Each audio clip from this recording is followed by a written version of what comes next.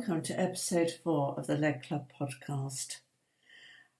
Hello, I am Ellie, Lindsay, and today I'm going to talk about an ageing society. The advent of an aged society facing the fast-growing population globally has become a serious issue, which is placing demands on a changing culture within governments. As population ageing continues, and due to demographic and social changes, community exclusion of older people may become one of the most critical society issues, as the proportion of older people who are living alone is increasing and they are at higher risk of social isolation. Living and ageing well are key components of health promotion strategies.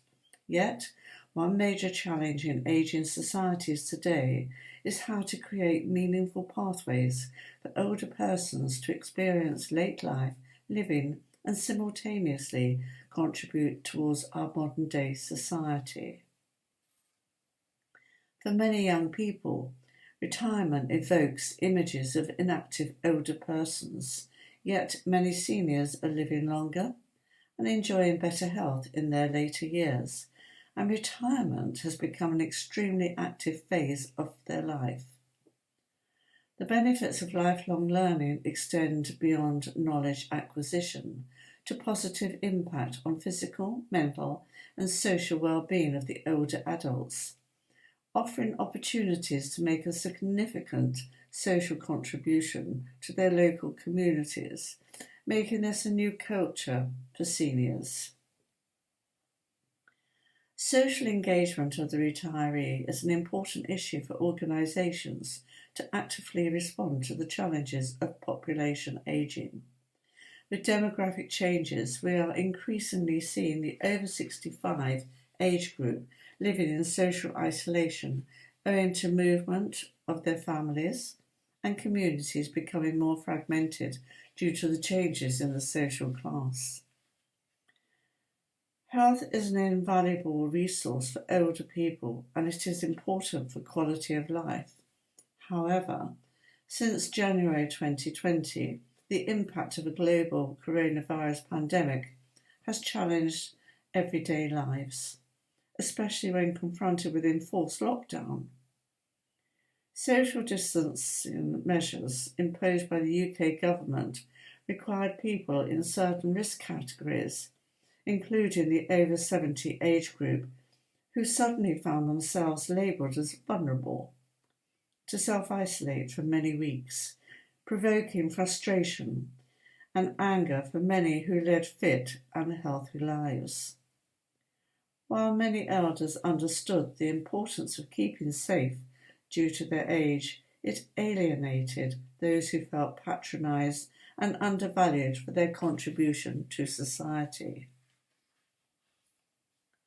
Living and ageing well are key components of health promotion strategies, yet the ageing population is changing rapidly because of many issues, including economic need and COVID illness, and more recently the pandemic and its ramifications of enforced social isolation, with seniors being at higher risk of disability, poor recovery from illness and depression. Additionally, nearly half of the elderly live alone in the UK are in poverty. Although poverty levels are lower than they were 20 years ago, 2 million, that's 16% of our pensioners in the UK live in poverty, and worryingly, numbers have started to grow in recent years. An example of ageist attitudes was demonstrated when a mature professional colleague was taken ill and contacted the emergency service in the early hours of the morning. On arrival and after an assessment, the team expressed concerns that she was living alone in an isolated village and raised questions regarding how she kept herself occupied living in such a remote area. Due to her age, the implication was that she should consider moving to a community-style living establishment for older people. This was a classic stereotype example of how vulnerable labels are assigned to seniors, which are formed under the influence of traditions, society, and media, which are closely related to culture. Such attitudes affect expectations of older individuals and beliefs about their personality, preferences, capability, and weaknesses. Yet many seniors are living longer and have a productive career and social life and enjoy better health and well-being into their later years. The advent of the aged society has become a serious issue within the UK.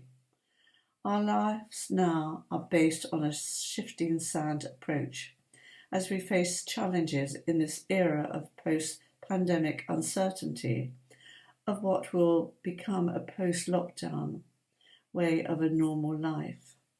However, during the pandemic, we have adapted to change in our everyday behaviour and lifestyles and witnessed a reconnection of generations and working together by becoming involved in our communities. Examples have been seen in the practical support, all of which have strengthened community spirit.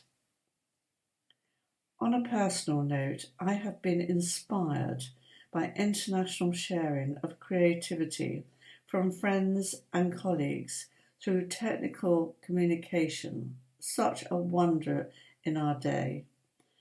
As we emerge out of a crisis, we need to maintain our intergenerational community spirit and have a strong focus on helping the older generation, as opposed to regressing to an age-segregated society.